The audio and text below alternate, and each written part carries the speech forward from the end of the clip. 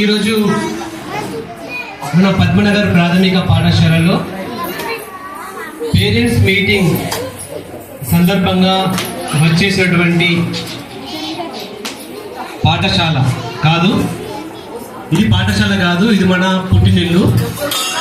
పద్మనగర్ ప్రాథమిక పాఠశాల పుట్టినిల్లుకు వచ్చినటువంటి తోబుట్టువులు, అక్క చెల్లెళ్ళు, అన్నదమ్ములందరికీ హృదయపూర్వక నమస్కారాలు తెలియజేస్తూ, ఈరోజు తెలంగాణ రాష్ట్ర ప్రభుత్వం ఎంతో ప్రతిష్టాత్మకంగా పేరెంట్స్ మీటింగ్లో భాగంగా ఫుడ్ ఫెస్టివల్ కార్యక్రమాన్ని నిర్వహించాలని పాఠశాల విద్యాశాఖ ఆదేశాల మేరకు ఈరోజు ఫుడ్ ఫెస్టివల్ కార్యక్రమాన్ని మనం ఈ పాఠశాలలో నిర్వహించుకుంటున్నాం. మరి ఈ ఫుడ్ ఫెస్టివల్ కార్యక్రమం యొక్క ఉద్దేశం ఏంటంటే పిల్లలందరికీ కూడా పోషకాహారం యొక్క విలువలు తెలియాలి.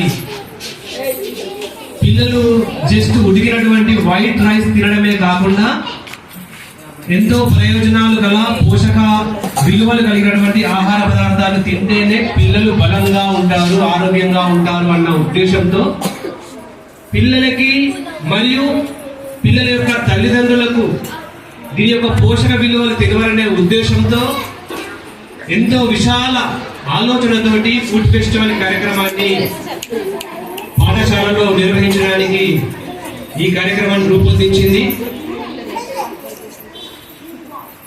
పిల్లలు మంచి పోషకాహారం తింటేనే వాళ్ళు ఆరోగ్యంగా ఉంటారు. జస్ట్ వైట్ రైస్ తింటే ఆరోగ్యంగా ఉండరు. నేను చాలా మందిని చూస్తుంటాను. నేను చిన్న పిల్లలకి 1 year 2 years బేబీస్ కి తినబెట్టేటప్పుడు జస్ట్ వైట్ రైస్ గట్టిగా పిసికి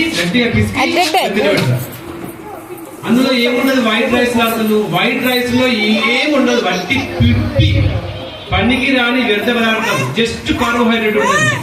అది తిన్నప్పుడు వాళ్ళకు కొంచెం నడవడానికి శక్తి వస్తుంది తప్ప వాళ్ళ ఆరోగ్యానికి సరిపడే పోషకాలు అందులో ఏది రాదు రైస్ లో. మనము అన్నం అంటేనే వైట్ రైస్ అనుకుంటాం, అసలు తినడం అంటేనే అన్నం అనుకుంటాం. అసలు అన్నం తింటే మనకి ఎలాంటి పోషకాలు రావు.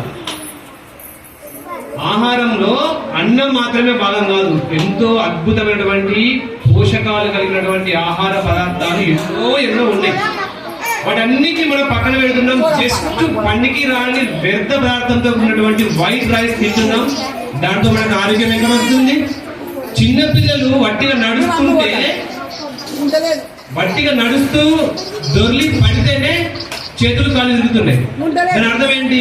మీకు కావాల్సినటువంటి పోషకాలు, ఎముకలకు కావాల్సినటువంటి కాల్షియం మీరు తినే ఆహారంలో లేదు. పిల్లలు కీప్ సైలెంట్.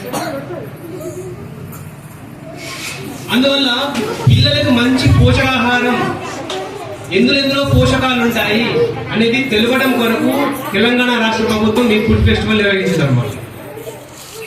అదేవిధంగా పిల్లలు, చాలా మంది పిల్లలు సాయంత్రం స్కూల్ అయిపోగానే వాళ్ళ దగ్గర 2-3 రూపీస్ 5 రూపీస్ అట్లా ఉంటాయి. షాప్ లోకి వెళ్ళి chocolates, junk foods, chips, biscuits ఇవన్నీ కూడా కొనుక్కొని తినుకుంటూ పోతారు. ఆ బిస్కెట్స్ ఎలా తయారు చేస్తారు తెలుసా? బిస్కెట్స్ మైదా పిండి అనే ఒక విష పదార్థంతో తయారు చేస్తారు. మైదా పిండి అంటే అది ఒక గమ్, ఒక లై. జెండా వందనం అప్పుడు జెండా పూస్తారు కదా, జెండా పూసి కాజు రాజకేసే ముందు జెండా పూస్తారు కదా, అలాంటి లై మైదా పిండి. ఆ మైదా పిండి, ఆ బిస్కెట్ లో ఉన్నటువంటి మైదా పిండి మన పొట్టలోకి వెళ్ళిన తర్వాత పేగులకు లై లాగా అంటుకొని ఉంటుంది, బంకలాగా అంటుకొని ఉంటుంది. వాళ్ళ యొక్క పేగులన్నీ కూడా నాశనం అయిపోతాయి. డైజెస్టివ్ సిస్టమ్ అంతా కూడా మొత్తం నాశనం అయిపోతాయి. ఆకలి రాదుగా.